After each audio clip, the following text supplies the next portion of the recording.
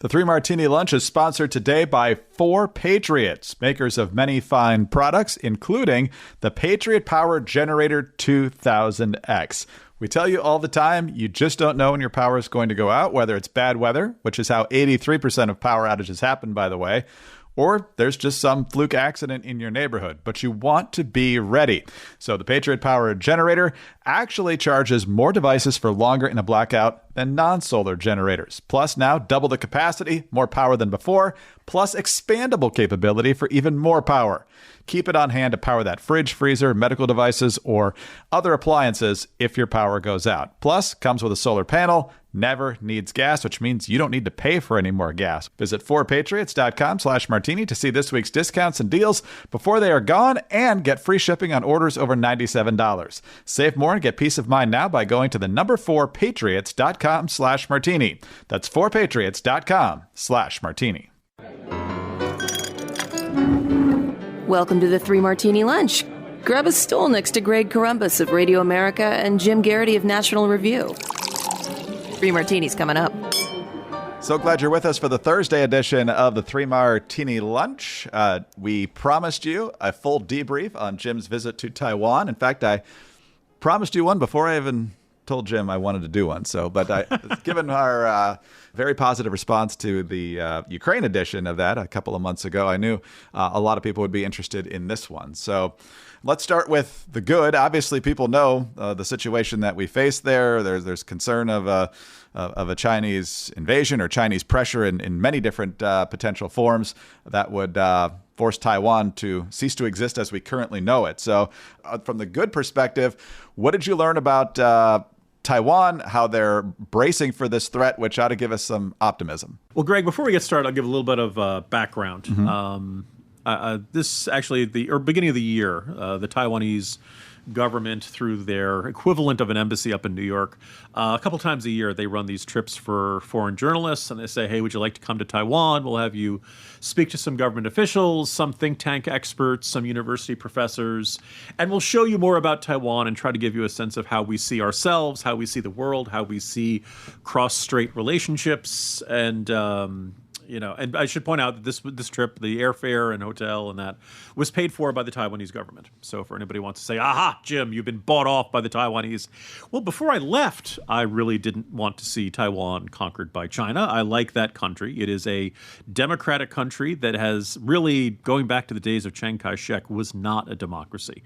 And in fact, had the sorts of human rights abuses that only look good compared to Mao and like Pol Pot. Chiang Kai-shek was a good man in the sense that he was fighting against Mao and fighting against communist China. And during his reign, Taiwan did begin the first steps of a remarkable economic development. But there is no getting around the fact that he was a dictator and that he suppressed the hell out of any form of dissent.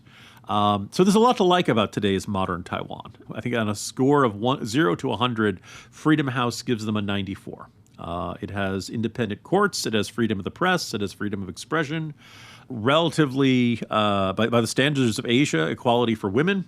There's a lot to like about this country, and I felt that way before I went over there, and I felt that way upon coming back. And so, for the question on everybody's mind once you go over there is, we see the Chinese military buildup. We see the incursions across the Taiwanese Strait into Taiwanese airspace and their side of the Taiwanese Strait.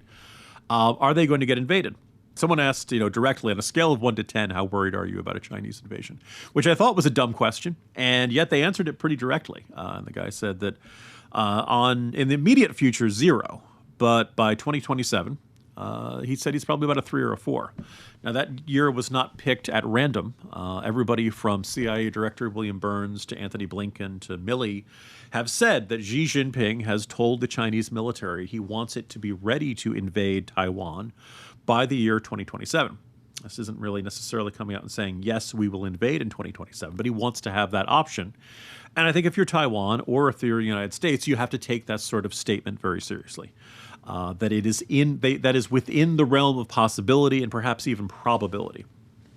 Probably the best, and everything I'm telling you now, I will have in a very long piece for National Review as well as a column for the Post in the not-too-distant future. But we spoke to basically a foreign ministry-affiliated think tank called the Prospect Foundation. And it was kind of a way for the Taiwanese government to say things without saying things by having us talk to experts. And this professor laid out all the challenges China would experience if it attempted to invade Taiwan. And they are considerable. For starters, the Taiwanese Strait is relatively narrow and shallow, not ideal for if you're trying to launch a bunch of ships to have landing craft, amphibious assault craft, things like that. The weather is terrible for much of the year. The tides, storms, wind, all that stuff complicates that. Apparently, 70-some% of the geography of Taiwan is mountains and jungles, and it would be extremely difficult if you want to parachute guys in an attempt to take that. I spent almost all of my time there in Taipei. It is a massive city. I guess when you think about the city and the kind of surrounding area, it's about 2/3 the size of the state of Rhode Island, and it's got something like 7.5 million people living there. So it's if the greater Taipei metropolitan area were a state, it would be like the 15th most populous state in the country. So a lot of people. Urban fighting there would be just hellacious. And so if Chinese troops landed and attempted to subjugate the Taiwanese people, it is safe to assume it would make Fallujah look like a tea party. Urban fighting is always difficult, and just, the geography of that place as we were driving around, blind alleys, all kinds of places for sniper nets. It's just a massive city, and I just think the odds of ever completely subjugating it is not terribly likely. Apparently, there are only 15 spots along the coast that would be ideal for an amphibious assault. The Taiwanese Defense Ministry knows this, the Chinese knows this, and the Chinese know that the Taiwanese know this. So if there ever was an attempt, everyone would know exactly where to shoot, and there's just not a lot of space to do it. And let's also point out that the Chinese, like the U.S. military, we've been fighting for generations. We fought in Iraq, we fought in Afghanistan, we've had troops in Syria. The U.S. Libya, the U.S. has been fighting since 9/11, and that's not even counting the Balkans and all that kind of stuff. Chinese military has not really been active, certainly not against groups that can shoot back. They're very heavy-handed against the Tibetans and against the Uyghurs and groups like that. But the Chinese military is primarily a political military. People get promoted based on their loyalty to the state and their perceived loyalty to Xi Jinping. I wrote last week about the defense minister just disappeared. The foreign minister disappeared. The head of the rocket forces was removed, as well as his deputy. Who gets what job in the Chinese military very much is driven by political considerations, not by who is the best leader and who has the best ability. So you add all that up, it's very easy to see scenarios in which an attempted Chinese invasion of Taiwan goes very badly and turns into a bloodbath for the invaders. The Taiwanese feel pretty confident that it will not happen anytime soon, but as you get closer to that date, I think they are indeed concerned about it. The other point I would note is that the good news is that they are spending a record amount on defense. The bad news is it still amounts to like 2.5% of their GDP. And by the way, Taiwan is economically prosperous. They're the world's leading producer of semiconductors. Every official we spoke to got some version of the question of how is your situation compared to that of Ukraine. And they were, but they're very sympathetic to Ukraine. They relate a great deal. They've done their part to help Ukraine. But they're quick to emphasize they've got just an economy that is, let's say, 5 times larger than that of Ukraine. Their defense spending is higher than Ukraine's was before the war. They have the ability to bring a lot to this fight. So they're feeling, I'm going to say they're feeling confident about that. But I think that up until this point, the deterrence has succeeded, and they feel pretty good about their ability to make life very difficult for the Chinese if they were to attempt an invasion. Well, I'm glad they don't think it's imminent. Hopefully they're right about that. I also am glad to hear that they're beefing up, at least by their standards. Do they expect that if the Chinese do come, that we and others will help? That is a great question, because as we are not treaty bound to defend them if they are invaded. That said, President Biden has said 4 times during his presidency that if China does invade Taiwan, that we are treaty bound to defend them. And every single time, someone from the Biden White House has to run out and say, no, there is no change in policy. Ignore what the old man says. He gets confused. And so you've heard of the concept of strategic ambiguity, Greg? Yes. I can't think of anything more ambiguous than to have the president come out and say things 4 times and then have the staffer say, no, he didn't mean that. Totally. No, he doesn't know what he's talking about. Relax. I think, look, part of our declaration when we enacted our One China policy was that we would continue to send and sell arms to Taiwan. But we staunchly oppose any attempt to change the status quo through military force. So, I had joked about strategic ambiguity. I think it is extremely likely that if China did invade, the U.S. would help. And I think that the impression I got from the conversations we had out there is that they would almost immediately have to strike U.S. forces in Okinawa beforehand to prevent us from intervening in that sense. A lot of the U.S. defense posture in Okinawa is designed to be a deterrent effect on an invasion of that. So, and these experts, these professors we were talking to were kind of like, it's very hard to imagine a scenario in which China attempts to invade Taiwan and never mind the U.S. staying out. It's very hard to imagine a scenario where the Philippines would not be affected in some way. It's very hard to imagine a scenario where South Korea and Japan would remain out of it entirely, or would not be affected in some way.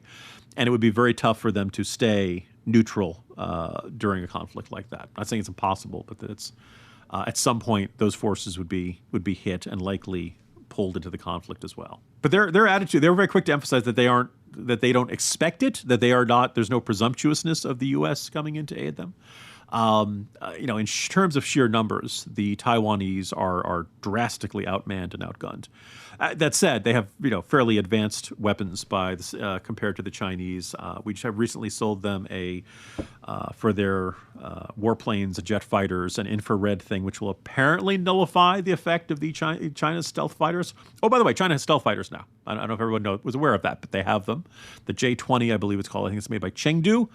Apparently, the way it's designed, it makes radar systems believe that it is ahead of where it actually is. So if you're shooting and attempting to base on that. But our infrared system we've now provided the Taiwanese should nullify that. Apparently, the Indians said they had successfully tracked these stealth fighters. So China has always been a bigger and stronger country than Taiwan is. But the attitude, there's been a bit of a, almost a mutually assured destruction sort of thing, in that the sheer amount of firepower that Taiwan could bring to a fight, sure, China would win, but they'd win nothing. They would have a charred wreck of a island afterwards. And in the process, they would have lost an enormous amount of men and material. So there'd be this, just basically a sense of a Pyrrhic victory, so to speak, that they would, they'd win back this rogue province, but they lose everything, and they lose a great deal in the process, and they wouldn't have anything, including, by the way, an industrial base that, as I mentioned, creates right now produces some of the most advanced semiconductors in the world. Hey, y'all, this is Sarah from The Sarah Carter Show. Thanks for listening to 3 Martini Lunch. What happens when we die? From Angel Studios, the force behind Sound of Freedom and The Chosen, comes an unprecedented deep dive into the phenomena of near-death experiences in the new movie, After Death. After Death makes a courageous venture into a hotly debated, mysterious subject by comparing near-death experience with cutting-edge scientific knowledge. Hear from experts in the fields of science, philosophy, and medicine, as well as firsthand experiences of people who have lived through death as they paint a fascinating picture of life in the next realm. This groundbreaking project responds to the soul's innate desire to find meaning in life and solace in the future. Come see it for yourself or pay it forward by providing a free ticket for others to see the film. Leave your preconceptions at the door and prepare for a never-before-seen glimpse into what the next life could entail in After Death, opening October 27th. Get your tickets today or pay it forward at angel.com/3martini lunch. That's angel.com/3 martini lunch. After Death, the end is only the beginning. Rated PG-13. All right, on to our bad martini now, Jim. We talked about all the deterrence that we have seen in Taiwan. You have seen in Taiwan. You've talked about with experts there. The bad news, however, it sounds like, is that they still expect the Chinese to come. It's just a matter of when. Yeah, look, the sheer amount of expansion going on in the Chinese military is on a scale we've really rarely seen. And it may not be quite as advanced as what we are making available to the Taiwanese, but you look at this and you can contemplate that the fearful thought here is that the Chinese would look at this and say, okay, we can afford to lose 100,000 guys. And we'll just take the island with the next 100,000 guys. The Taiwanese military, I think in terms of active ground forces, they've got something like 90,000 to 100,000, which is, obviously they don't have a huge island to defend, but that's still limited. I think it is reasonable to fear that you would lose some in the first wave, and that some, might go AWOL, some might, abandon their posts or something like that in the face of a full-scale military assault. And what this comment by this professor, he goes through this very eloquent and I think quite compelling monologue laying out all these advantages that Taiwan would have as the defender. And he says, and this all assumes that Xi Jinping is rational. And I was thinking, well, that's a really big assumption there. That once these dictators like Putin or Xi Jinping get, for lack of a better term, history in their eyes, this idea that there is a historical destiny that I'm going to take back this land that is rightfully ours and that is part of our heritage, they don't care about the sheer number of casualties.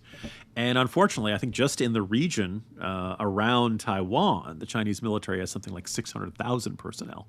So, no matter what happens, the Taiwanese are going to be outnumbered in this, and the Chinese can afford to lose a lot of people and casualties. And also just in terms of sheer number of planes, sheer number of missiles, sheer number of, naval ships that can attempt a bombardment of the island. China is just going to be able to put an enormous amount of firepower onto this island. Now, I heard... This is technically our bad martini, but I'll kind of give you a bad with maybe a good aftertaste. Okay. Right in the as I was coming back, I was following a Taiwanese defense expert who is an advisor to the party that is out of power right now. Right now, it's the Liberal Democratic Party is in charge in Taiwan. They are not liberal democratic by what we would consider to be here in the United States. They've actually had a fairly hard line against China. It is sometimes characterized as pro-independence. That's not the way they describe themselves. One of the interesting wrinkles over there is that Taiwan has never formally declared independence from China. That is one of the red lines that the Chinese government has set that said, if you do this, that would force our hand and we would have to go over there and to show you that you're part of us. And also in the eyes of a lot of people in Taiwan, there is no need to formally declare independence because they are self-evidently independent. And look, by every conceivable measure, the Taiwanese government is elected by the Taiwanese people. It does not answer to China or Beijing in any way, shape, or form. They issue their own passports. They have their own currency. They compete in the Olympics as Chinese Taipei. By every single standard of being an independent country, other than recognition at the UN, Taiwan is independent. So the question is, if you declare independence, what does that get you besides an absolutely enraged, furious regime in Beijing? And I think most Taiwanese look at this and say, if we do that, we get a lot of downsides with that. We don't really get any upsides with that. So we're just going to continue to act like we're independent. We have de facto independence, not de jure, meaning they have it as a matter of the facts on the ground. They just do not have it in the eyes of the law, at least in the United Nations and a couple other places. Again, the U.S. does not recognize Taiwan as an independent country. We have the one China policy, which has always been kind of this fudgy, negotiated compromise, which is designed to keep everybody happy. I also note, probably one of the most interesting presentations we had, and I wrote a column about this, is that Taiwan is not a member of Interpol. That is because Interpol says we only recognize one China, and the regime in Beijing is it. Now, the Taiwanese, we went to the equivalent of their FBI, the National Criminal Investigative Division, and basically they can share information with their allies. They share information with the U.S. and pretty much every democratic country in Asia, but they are not members of Interpol, which means they cannot have access to Interpol databases. And technically, if you are a Taiwanese citizen, you travel abroad on vacation or on business or something, you lose your passport. Well, the Taiwanese government cannot report your stolen passport to Interpol, because Interpol won't take the information. And Interpol's got like 17 different databases, from everything from child abusers to human traffickers to red notices. Everybody's seen the Netflix movie and all that stuff. And Taiwan's not allowed to access any of that stuff Now, never mind, this makes life easier for the criminals and all kinds of human scum. We can't do that. Interpol won't let them get access because that would upset China. We can't do that. We have to do whatever it takes to bend over backwards. One of the things I was quite pleased with in this is that, you're talking to a lot of diplomats, government officials, who are not always the most colorful quotes, shall we say. And they would give you official answers, maybe a little bit of bureaucratic language. And I was pleasantly surprised how often I could ask a question that could get them to show a little bit of emotion. And one of them was that kind of the Taiwanese equivalent of the U.S. Agency for International Development, their, foreign aid program. And I said, we talked to your law enforcement and how you aren't members of Interpol and how that makes their jobs more complicated. Are there cases where your work is more complicated because you're not recognized at the UN or by some international organizations? And this guy, he's like, you have asked a question that reveals a hole in my heart, was the way. And he's speaking this in English.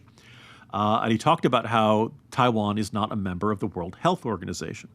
Now, as you may recall, there was this little virus that came out of China a couple of years ago, COVID-19.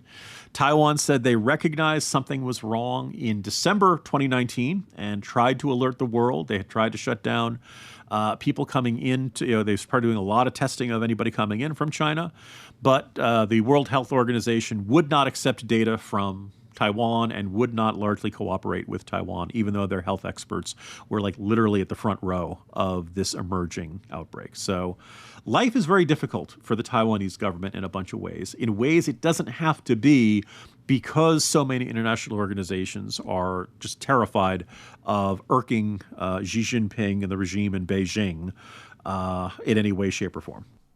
No, that's very interesting on a number of levels. If they had accepted the Taiwanese information, they still would have carried Beijing's water, though. I'm not... Probably, yeah. But nonetheless, it's kind of like you're trying to warn the world, you're trying to alert the world, and it's just not. Nobody's listening, nobody's paying attention. No, exactly. And hey, what would that feel like? Right. But when you've talked about the deterrence in a lot of different ways that Taiwan presents, the U.S. position in Okinawa, the physical features of the area. One of the things that I have studied for interviews with veterans is the Korean War and the Chinese fight against the United States there. And obviously it's over 70 years ago now, so it's a lot of different ways of waging warfare than we had back then. But one thing that I think is probably consistent, and we see it with the Russians now, is the disregard for their own people's lives in these communist and repressive systems, whereas the United States will send 10 guys into death's door to get a guy out who's fallen there. That's how much we respect our people. They'll send these people in like cannon fodder, like a Chosin Reservoir back in late 1950. They were coming in wave over wave, and we were just mowing them down. They just send the next wave. They didn't care. And ultimately, there were a lot of casualties on both sides. We finally got out. But I think that mentality is going to work against the Chinese. Hopefully it doesn't come to that, but it sounds like it might. So we'll see. Hey, y'all. This is Sarah from The Sarah Carter Show. Thanks for listening to 3 Martini Lunch. We all have a heartfelt reason to support our blood pressure. In fact, more than half the U.S. population would benefit from blood pressure support. SuperBeets Heart Chews are an easy and convenient way to support healthy blood pressure and promote heart-healthy energy. Paired with a healthy lifestyle, the antioxidants in SuperBeets are clinically shown to be nearly 2 times more effective at promoting normal blood pressure than a healthy lifestyle alone. And believe me, I know, because I'm traveling all over the country covering stories and frankly, sometimes all over the world. And it's so easy. I just keep my SuperBeets in my handbag, in my pocket, wherever. And I've got amazing energy. And guess what? They taste really good. So supporting healthy blood pressure comes with a bonus. SuperBeets Heart Chews support healthy circulation. So you not only get blood pressure support, you also get a productive, heart-healthy energy without the crash. Double your potential with SuperBeet Heart Chews. Get a free 30-day supply of SuperBeet Heart Chews and 15% off your first order by going to getsuperbeets.com and using promo code Sarah. That's S-A-R-A.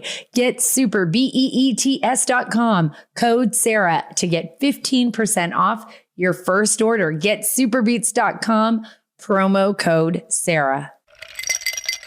All right, on to our crazy martini now, Jim. And when we talked about Ukraine, of course, there's an active war going on there. And so a couple of the quirks were a driver who had an outstanding ticket, so you had to find a different driver. There was the race to get food before it closed to get to your hotel and everything like that. Curfews going on. So I'm not sure it was quite that dramatic in Taiwan, but maybe it was. What struck you as interesting or odd or funny there? Well, there was the 6.2 Richter scale earthquake, Greg. Oh, that wow. was yes. It was so listeners, longtime listeners may recall, was it like 2011 or so? There was a earthquake here on the East Coast.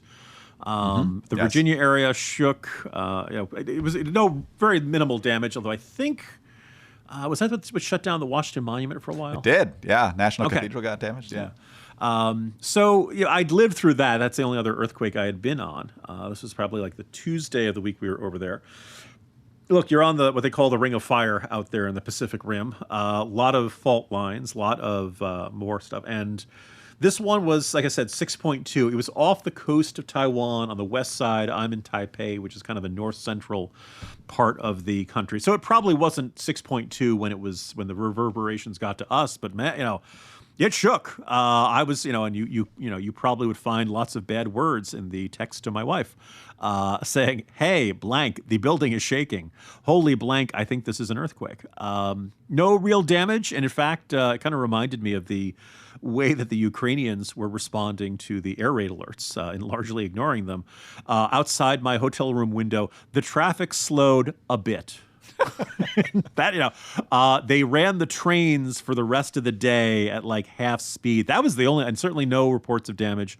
My sense is that every building in Taiwan in the last 30 to 40 years has been built to some fairly serious rigors to handle shakes like that. So thankfully there really wasn't any loss of life or anything like that. But it was weird. It was imagine just somebody like imagine you're like action figure sized and you just decided to shake a shoebox or whatever you're in, and it was it was pretty vigorous. I was surprised by that. The other thing I would note is that I was traveling with a group of international journalists. On paper, I was the only American, or only one writing for an American publication. There was a gentleman who was very much American, worked for Stars and Stripes for a long time, now was working for a German news organization. There was a Canadian. But there were a whole bunch of us, a great group, very smart, asked good questions, a lot of fun to hang around. Yes, almost all of us lived up or down to our national stereotypes. I will not do a lot of jokes about that because I think very well of these people, but I'm just going to observe that the French smoked a great deal. The other thing that just kind of jumped out about this is I regret to inform my fellow American citizens that we have fallen well behind in urinal technology.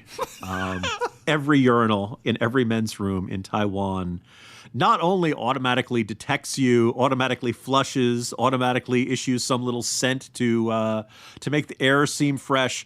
I think they are like 1 or 2 years away from, we have studied your urine, and here's the things you need to worry about based on your health, based on what we found there. And of course, my hotel, most of the toilets seem to be stated, but people have done a lot of jokes about Japanese toilets and Asian. They have 1,000,001 buttons. They have a heated seat, for those who really want that, for that really comfortable sitting down. There are 14 buttons on that thing, Greg, and I'm fairly certain like 3 of them connected you to the Mars rover. Unbelievable. It could spray, it could scent, it had 14 different options. I just did my business and got off as quickly as possible because the last thing I wanted to do is press some button and, cause a blackout or something like that. There was this, very complicated, but I just got to point and observe. We in the United States are using very basic toilet technology, and out there in Asia, they are way ahead of us. So time for DARPA to get on building us build a better toilet. Yes. Instead of reducing the amount that you flush, so you have to flush it 5 times. Yes, exactly. Thanks. We're actually going backwards in our toilet technology. Yes. These guys. Thanks, Nancy Pelosi. Not to pile on the stereotypes, but I'm going to. Was there a Greek reporter on the trip, and was the Greek reporter obsessed with having as much coffee as possible?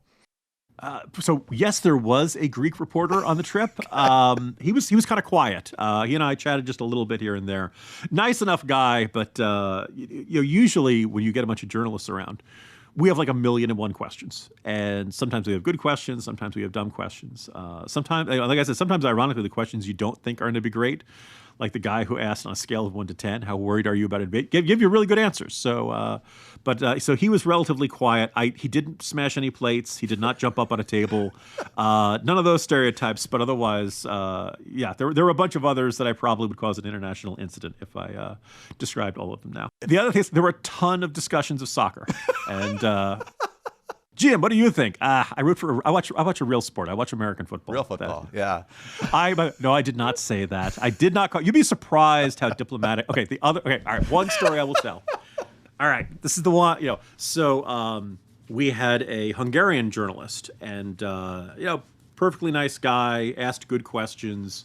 Unfortunately, the guy had a cough, and it seemed like a pretty bad one. Obviously, we're on the Pacific Rim. I'm always worried of what's come out of any labs lately, sort of thing. But so I recorded all of our sessions with the government officials, and as far as I could tell, I was the only one who was writing every day that we were there. And so for the next day's Morning Jolt, I'd want to go through and make sure I got the quotes correct.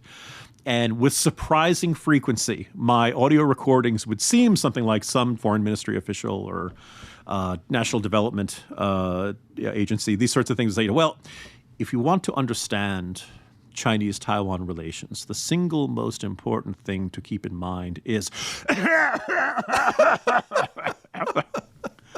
And I'd play it back, and it was exactly the same. So he managed to time his coughs for the absolute worst moment, whenever there was something really important being said. Now, periodically, I did not say. The department was like, how's your cholera doing? You really should have some doctor check that out. I hope his cough is better. He was a very nice guy. I have no complaints about any of them, but there were occasional, it's almost like the way to describe this is it was very much like a school trip, except you're with grown adults. You have two minders from the Taiwanese Ministry of Foreign Affairs who are designed to make sure you don't get lost. Or at minimum, they start out with 17 international journalists, and I think they're expected to finish the trip with 17 international journalists. They may not be the same ones. They may have lose somebody along the way, but if you pick one up, it balances It's like your field trip strategy with your kids. It's very much like my field trip strategy. Yes.